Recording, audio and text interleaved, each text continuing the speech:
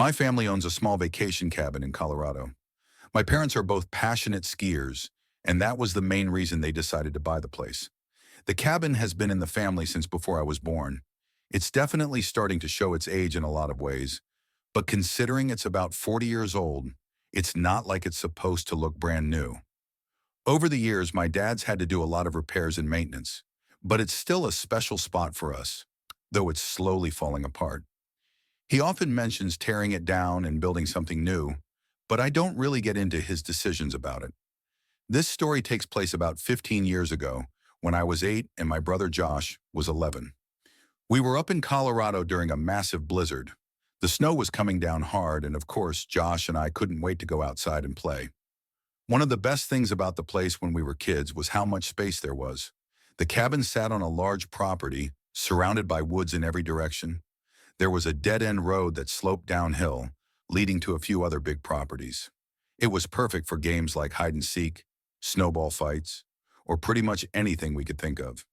So Josh and I bundled up in our snow gear, ready to play our favorite game, snowball fight. We had our own rules, which made it extra fun. We'd pick our forts, always near each other so we could keep an eye on each other's movements. And then we'd build one giant snowball, which we called the jewel. The goal was to steal the other team's snowball and bring it back to your fort.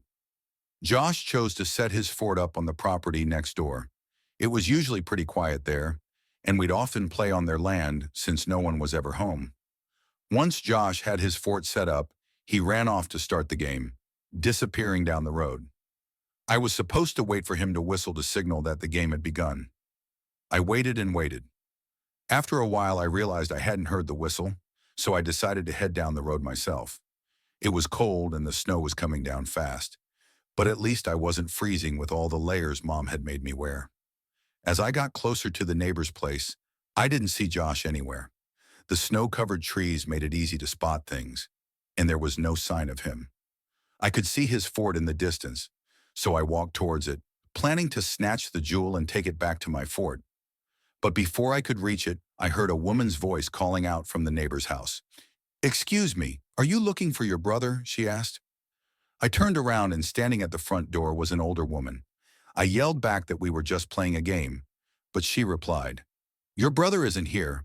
I felt confused and a little uneasy, but I started walking closer to the house. The woman's face looked strange, much older than I would have guessed from a distance. As I approached, I noticed something else. From one of the upstairs windows, someone was peering down at me. For a split second, I thought it might be Josh, but the person had their face covered with a black beanie, leaving just the lower half of their face visible. That didn't feel right, and I froze.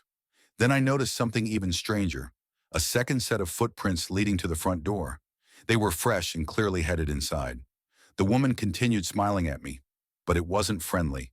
It was unsettling, like something was off. She waved me inside to warm up, but I froze. My heart started pounding in my chest. I shouted, "Josh!" But there was no answer. The woman's smile faded, and I saw that the second set of footprints had turned around, heading back toward the woods.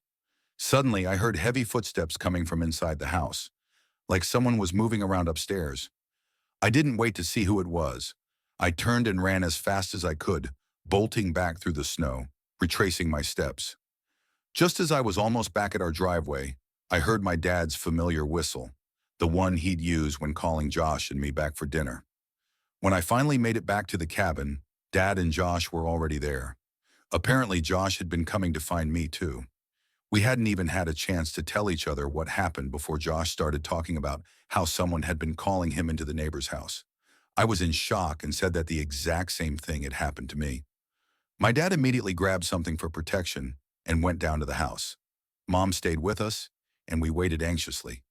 After a while, Dad returned, saying the front door was locked, and no one had answered when he knocked. So he went to another neighbor's house, and they knew the owners of the place. They called them, and here's the part that still gives me chills. The owners of the house weren't even there that weekend. Nobody should have been there at all. The police came, and Josh and I had to give our statements to one of the officers. Apparently, the back door was unlocked, and the